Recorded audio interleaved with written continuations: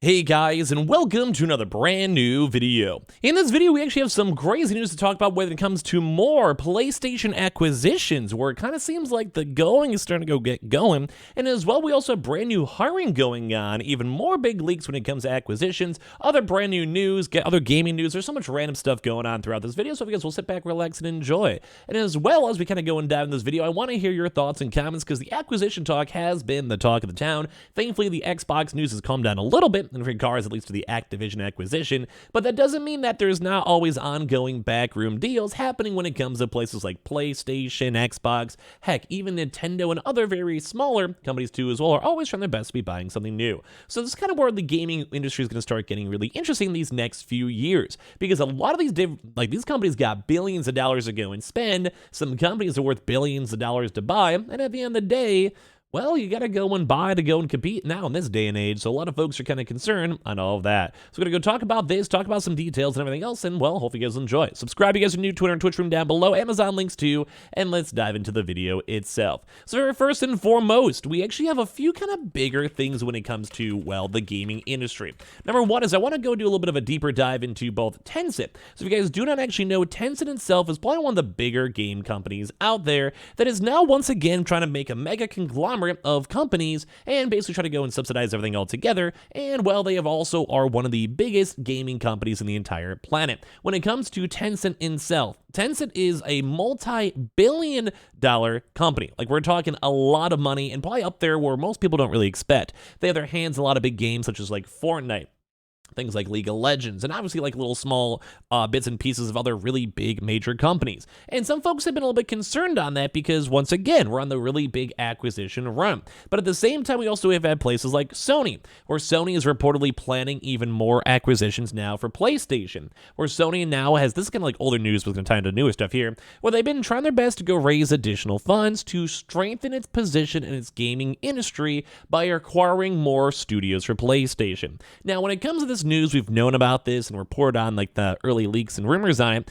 mainly because it makes a lot of sense. Because if you have Activision being bought out for $70 billion, well, you as Sony, this is a still big company with the movies, the actual, like, say, cameras, music, and also obviously the PlayStation. You go get revenue, you get profits, and you want to go and reinvest this money. But it's kind of a big thing to note because they want to go and buy more studios. They already did go buy Bungie, which has been very, very good for $3.6 billion, but obviously Bungie cannot go and compete entirely with Call of Duty. It's a nice start, but it's not as good as you'd go and expect. So as of right now, they've been trying their best to go get more other different types of entertainment stuff. They're trying to get more TV stuff going on, movie stuff going on. But as well, this is like the bigger news that happened as of a day ago, where they basically now have a brand new listing over here from Sony PlayStation, where they want to have a manager, corporate strategy, and development integration and acceleration. And that's just all a bunch of really fancy words over here, because corporate strategy is basically business strategy, which is basically acquisition strategy.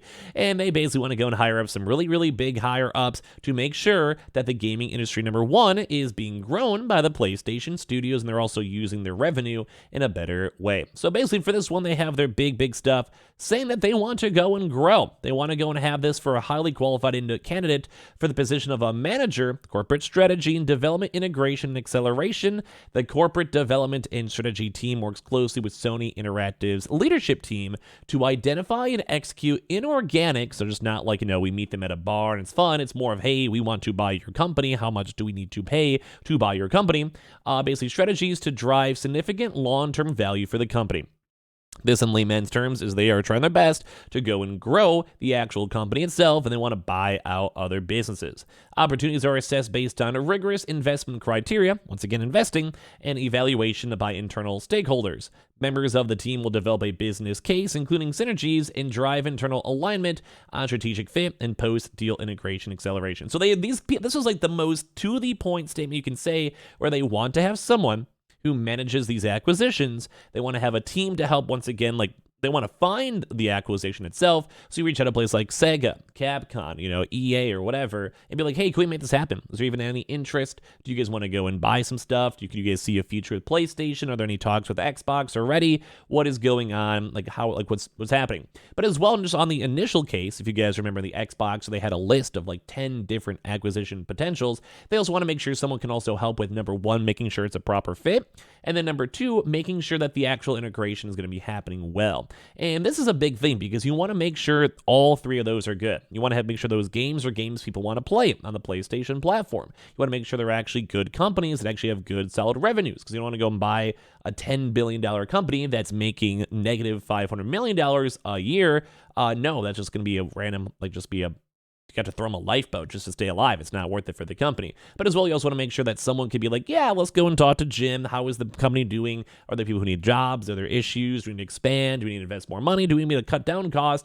What do we have to go and do? So it's actually really nifty to go and see because they want to make sure these bases are going really good. They want to make sure the company is all set. So if you guys even want to apply for this job, I'd say go for it. They say 5+ years of related professional experience, working with major video game technology and entertainment companies, ability to combine business and operational concepts as well, strong team players, multitasking, MBA preferred, bachelor's creative required. So you guys want to go creep on the stuff you guys always totally could show as well. Now, funny enough, the salary is not that bad, but also not that good. I'd say for a multi-billion-dollar acquisition manager, 150 to 222,000 is not horrible. I mean, maybe you have stock options too as well on top of that one, but I just kind of feel for how important this role is for managing is a little bit on the lower end, but either way, that's a pretty cool job. But it also, once again, supports the acquisition ideas. Although some folks are saying they don't necessarily have to go and revenge buy. They don't have to go and drop all this money. And they don't have to go make sure they have a one-up to basically the game itself. But this is just the idea, I think, of business. When it comes to PlayStation, when it comes to everything else as a whole, it's a big thing to know. Is that yeah, you need to grow. It's the idea of capitalism, the idea of the American economy. You always have to be spending your money and reinvesting your money to go and make sure your business is doing well. And now some folks are assuming it might be a Square Enix buy due to their big Japanese-based concepts, and overall, just why not? Some people are also saying even things like, Capcom. Some things are saying things like always EA, Ubisoft. There's always a potential either really big partnership or buyout. But as of right now, there are a few $1 billion that they can go and invest into, but some of them are a little bit outside their usual budget and as well are hard to go and justify. I kind of think at the same time, you don't necessarily need to revenge buy. You don't need to spend this money, but it's one of those things where if you got $7 billion, you need to make your money work for you. So might as well go make $7 billion in the future to go start making an extra $500 million every year. And it's kind of how you just keep on growing and growing and growing. If Xbox can do it, why can't PlayStation? Although we've also kind of seen even other bigger things too, where places like Capcom and these other mid-tier places are actually trying their best now to go and buy out more companies. So Capcom's a good example. Capcom basically acquired Sorcanes, and this is kind of how you grow your business. Once again, acquisitions. And they had a support studio that supported games like Street Fighter 6, Final Fantasy 16, and Hi-Fi Rush. So this is the type of company you'd want to go and buy because basically means that all of your future Capcom games, let's say you're running behind on targets or whatever it might be, that's just a really, really good company. They have 50 people who are just good at making sure the games launch. But also saw even kind of fun stuff when it comes to this Capcom stuff, where they basically had the Mega Man Battle Network Legacy Collection, has now sold over 1 million copies worldwide, which I thought was really good. I always loved the Battle Network games myself. But as well, there's just a lot of big stuff coming out if you guys want to look through the Capcom things. They had a lot of really good sales overall, although as you guys can kind of see some of the sales numbers in comparison between just the pandemic years versus anything else have maybe slowed down a little bit, but you can kind of see some of the bigger notes where the Resident Evil series has sold over 146 million units, Monster Hunter series sold over 94 million units, and Street Fighter series is at 52 million units as of right now, and some of the other side ones too, such as Mega Man series, 40 million units, Devil May Cry series, 29 million units, and Dragon's Dogma is at 7.7. So if you guys are going to go creep through all this stuff, a lot of the big, just overall stock stuff has come out too as well for their basically quarter reporting reports. There's also a pretty big thing that came out for Xbox we may talk about as of tomorrow. But overall, you guys can go and see their overall numbers, how they've kind of either grown or gone down, depending on what you're looking at for the overall gaming world. Because some things are running to a little bit more kind of big struggles, where CD Projekt Red, the good old Witcher and as well Cyberpunk developer, is actually laying off around 100 staff, or roughly 9% of the team. There's no way to easy to say this, but today we are overstaffed, which makes sense because they did go and already have the Cyberpunk DLC probably get pretty close to being done, but as well, they probably don't have any major big projects that are full throttle for at least a little while. while. We knew the next Witcher game is in the works. We're not sure if there's going to be a third or more so secondary Cyberpunk DLC, so we have to go and see, but it did have some bad news. So hopefully everyone who might be affected by this one will have a chance to get a new job sometime soon. We'll have to see, but it's always kind of sad to go and see whenever people get laid off as well. So give me your thoughts and comments all throughout today. Make sure you guys are subscribed with the notifications on. We have the Twitter and Twitch stream down below if you guys want to follow. And of course, give me your thoughts on who you think PlayStation might go and try to go buy up next.